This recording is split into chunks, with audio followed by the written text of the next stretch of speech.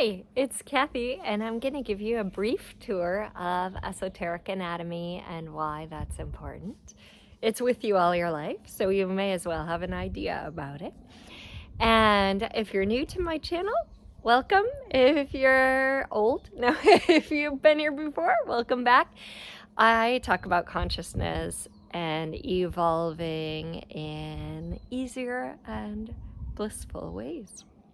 So, let's start with your esoteric anatomy. Now, I was talking in a video yesterday about the Antakarana, and one of you said, oh, I didn't know what that was, or it was the Sushumna, actually, the Sushumna Nadis. So I figured, we better start with the Nadis.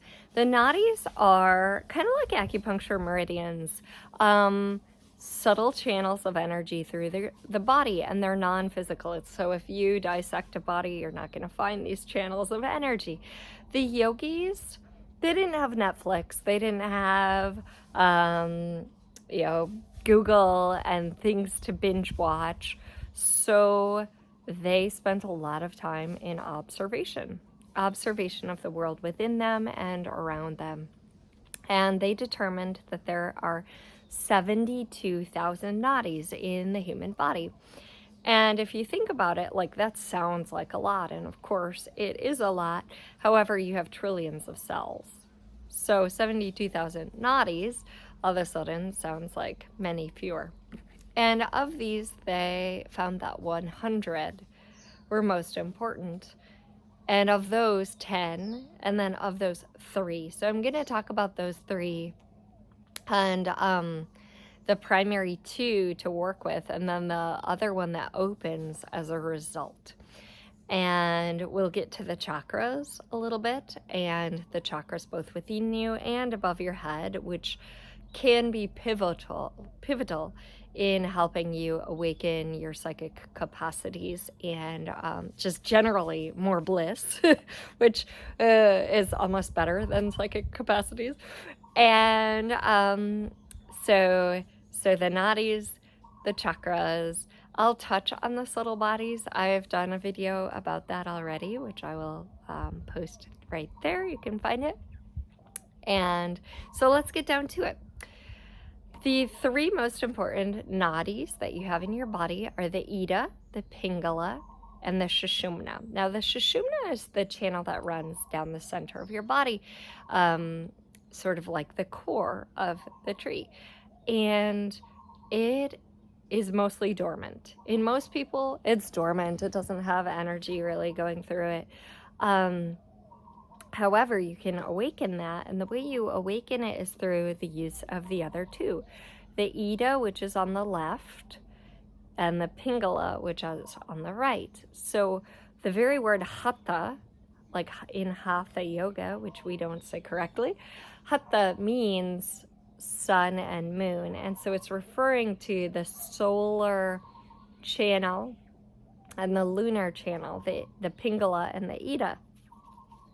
And these begin at the Muladhara chakra, or the root support. Literal translation is root support. And they cross at every chakra point. So at the Svadhisthana, the second chakra in the low belly, they cross. At the 3rd chakra, they cross. Like everywhere at each chakra point, they intersect until you get to the 3rd eye. And you have access to working with these channels through the use of your breath, because the Pingala Nadi relates to the right nostril and the Ida Nadi relates to the left nostril, meaning, when you can blow on your nose right now, my nostrils are pretty much balanced right now, but if you found that one nostril was more open than the other, that's okay. That's actually good. Because the nostrils change dominance about every 1.5 to 2 hours. So that means if my right nostril is dominant right now, in about 1.5 hours, the left nostril will become more dominant. And by working with these the yogis found that you could change what's going on in the body. So if you have too much dampness, if you have too much heat, if you can't sleep, if you're a little bit hyperactive, these things can change through the use of alternate nostril breathing or specific breathing techniques involving one nostril. Now, in my chakra retreat that I'm going to have coming up, we're going to work with some of these different techniques, especially with the chakras and how to open the chakras using these two nadis. Some of that I can't teach on YouTube just because of the psychological implications and how that will impact, a public I don't know. But I will also be having an online sort of contingent as well later. But that said, most people would benefit from working with the Ida and the Pingala somewhat, and I will make a video to help you address that. Okay. So with some basic techniques that you can do. All right, so we have the Ida and the Pingala, which you can access through the two nostrils. They end here. Now, the Sushumna goes straight up the center of all the chakras. Garbage trucks. So the Sushumna goes straight up from the Muladhara to the root, first chakra, to the second chakra, Svadhisthana, to the third chakra, oh gosh, I know that, to the fourth chakra, the Anahata, to the fifth chakra, the Vishuddha, which means pure, to the sixth chakra, and then to the third eye, and then the seventh chakra, oh, this is the Agnya, or Ajna, as people say. When it reaches the seventh, that's when the energy ascends to the seventh chakra, and it's said that enlightenment happens. Now your eighth chakra and the chakras above the seventh are already enlightened, and so they're already filled with a vibrancy. And people who talk about chakras often talk about them being colors, like the root is red, the second is orange, and stuff. This is true, however, when they're awakened, they no longer have colors because they contain the essence of all the colors, just like the ones above your head. So the chakras above your head, it's useful to work with them up through the 12th chakra, and they are within the Antakarana. So the Antakarana is the channel of light that's up above the head and connects you to higher aspects of self. And so by working with the chakras above your head, you can mirror those qualities, those enlightened qualities, to yourself, amplifying their essence and their qualities within you and within your life. And bliss is one of those qualities. So that's the chakras. And then the subtle bodies. So you have your physical body, which is tangible, you can touch it. But if you think about it, without a sense of animation, this physical body is just a corpse, right?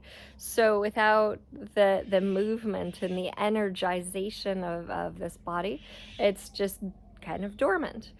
And so you have your etheric body, which energizes the physical body. And I've already gone into the subtle bodies in another video, so I'll not really talk about them here. But you have all these expansive bodies because you're not just a physical being, you're an emotional being. So you have the emotional body and the mental body and the causal body and the spiritual body and the crystalline light body, and all of these bodies as well that you can tap into and have access to. And when you do, and especially when you clear them out, you become more of who you actually really are instead of all the things you've identified with.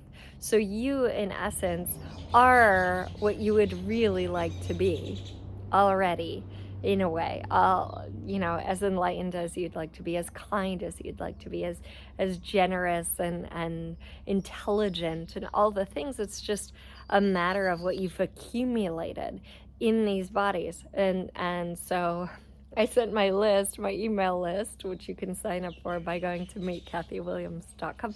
I sent them a picture of Pigpen from Charlie Brown, and Charlie, he's got all this dust around him. That's how most people's auras are, right? They're carrying around all this dust. Now, this dust is not visible, but it's definitely there. It's like auric dust, and it's preventing you from being all that you really are, right? It's preventing you from having access to the intelligence and the generosity and the wealth and the fun and the clarity, all of this stuff that you could have access to. It's the accumulated buildup, both in the subtle bodies and in your chakras, which is why clearing chakras is so important, that prevents you from knowing your enlightened self. And you can clean this. It's not hard. It takes some discipline. But I mean, what else are you here for, right? Except to be the most vibrant, amazing version of you that you can be. So if you're interested in learning more, make sure you subscribe, because I'll have some basic techniques on YouTube. And these basic techniques are powerful. It's not that they're just like applesauce, right? Applesauce is good. But you know, they're powerful too. And then if you really want some deeper advanced teachings, I'm going to guide you step by step in the upcoming course on your multidimensional self. So you can find out more about that by writing below. Just say yes, and I will see that, and I'll get you more info. Or you can hop on over to meetkathywilliams.com, Kathy with a K, and Williams with an S, and sign up for the list, and I will update you on that information. So if you liked this video, please drop a like. Let me know what questions you have. Your questions will help me go in all sorts of directions that are of interest to you. And yeah, let me know what questions you have, and if you have friends who would love this, please share it, because that gets the word out more and more. Same thing with like, subscribe, a comment. That helps YouTube and all the platforms know, hey, people are interested in this. Thanks a bunch. Aloha.